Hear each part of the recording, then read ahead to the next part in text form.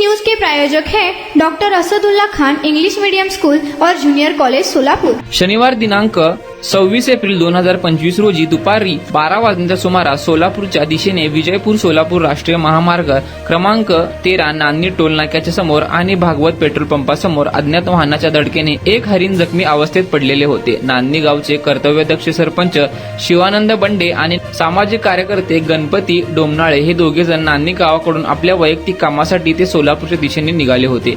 नान्नी toll नाका गेल्यानंतर बरोबर भागवत पेट्रोल पंपाच्या समोर एक हरिण जखमी अवस्थेत बरोबर विजयपूर सोलापूर राष्ट्रीय महामार्ग क्रमांक 13 वर त्यांना आढळून आले। त्यानंतर नान्नी गावचे सरपंच शिवानंद बंडे, नान्नी गावचे सामाजिक कार्यकर्ते गणपती डोमनाळे यांनी आपली चारचाकी गाडी साईडला घेतली आणि त्या जखमी अवस्थेत पडलेल्या हरणाकडे जाऊन पाहणी केली। ते हरिण जखमी अवस्थेत असल्याचे ते त्यांच्या लक्षात आले। त्यांनी लगेच वन विभागाच्या अधिकाऱ्यांशी मोबाईलवरून सर्व घटनेची माहिती दिली। तसेच सरपंच शिवानंद बंडे यांनी मंद्रुप गावातील प्राणीमित्र साहिल शेख आणि आदित्य घाडगे यांनाही या घटनेची माहिती दिली। या घटनेची माहिती मोबाईलद्वारे दिल्यानंतर तेही तात्काळ घटनास्थळी दाखल झाले। त्या जखमी हरणाची अवस्था पाहून याला उपचाराची गरज असल्याची सरपंच शिवानंद बंडे यांनी सांगितले। लगेच सरपंच शिवानंद बंडे यांनी वन विभागाच्या अधिकाऱ्यांच्या परवानगीने नान्नी टोलनाका येथील हायवे अँब्युलन्सच्या माध्यमातून जखमी हरणे पुढील उपचारासाठी सोलापूरकडे पाठवण्यात आले। नारायण घंटे, लोकप्रधान न्यूज, नान्नी।